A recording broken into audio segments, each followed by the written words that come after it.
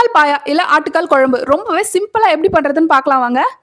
இது முதல்ல ஆட்டுக்கால வந்து இந்த மாரி ஒரு கத்திய வச்சு நல்லா சொரண்டிருங்க. அப்பதான் அந்த கருப்பா இருக்கிறதெல்லாம் போயிரும். இந்த மாரி சொரண்டுனதுக்கு அப்புறமா கொஞ்சமா கல் உப்பு, மஞ்சள் பொடியும் போட்டு நல்லா இத குடஞ்சு கழுவிக்கோங்க. இது வந்து ஃபுல் அண்ட் ஃபுல் எங்க அம்மாவோட ரெசிபிங்க. அம்மா தான் பண்ணியிருந்தாங்க ஊருக்கு போயிருக்கும்போது. ஸோ அததான் நான் உங்களுக்கு வீடியோவா ஷேர் பண்ணியிருக்கேன்.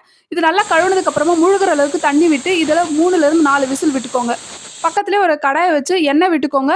எண்ணெய் கொஞ்சம் காஞ்சதுக்கு அப்புறமா பட்டை, கிராம்பு, பிரியாணி இலை, ஏலக்காய், கொஞ்சமா சோம்பு போட்டு இது நல்லா பொரியட்டுங்க. இது பொரிஞ்சதுக்கு அப்புறமா பொடி பொடியா கட் பண்ணி வச்சிருக்க வெங்காயத்தையும் சேர்த்துக்கோங்க. கொஞ்சமா கருவேப்பிலை போட்டு இதை நல்லா வதக்கிக்கோங்க. இப்போ கொஞ்சமா மஞ்சப்பொடியும் போட்டு நல்லா வதக்கிக்கோங்க. இது நல்லா வதங்கினதுக்கு அப்புறமா ஒரு பொடி பொடியா கட் பண்ண தக்காளியும் ஆட் பண்ணி நல்லா இதை வதக்கிக்கோங்க. இப்போ 2 ஸ்பூன் அளவுக்கு இஞ்சி பூண்டு பேஸ்ட் ஆட் பண்ணி நல்லா வதக்கிக்கோங்க. இப்போ இது நல்லா வதங்கிருச்சு. இப்போ வந்து அம்மா வந்து ஒரு 3 ஸ்பூன் அளவுக்கு குழம்பு மிளகாய் பொடியை ஆட் பண்ணிக்கிறாங்க. தேவையான உப்பு போட்டு இதை நல்லா வதக்கிக்கோங்க. இதை நல்லா மிக்ஸ் பண்ணி விடுங்க. கொஞ்சமாக தண்ணி ஊற்றி இதை நல்லா பேஸ்ட் மாதிரி பண்ணிக்கோங்க. அவ்வளோதான், இந்த மசாலா ஐட்டம் ரெடி ஆயிடுச்சு. இப்போ நம்ம விசில் வச்சோம் இல்லையா, ஸோ ஆட்டுக்காலை இதை ஓப்பன் பண்ணி பார்க்கலாம்.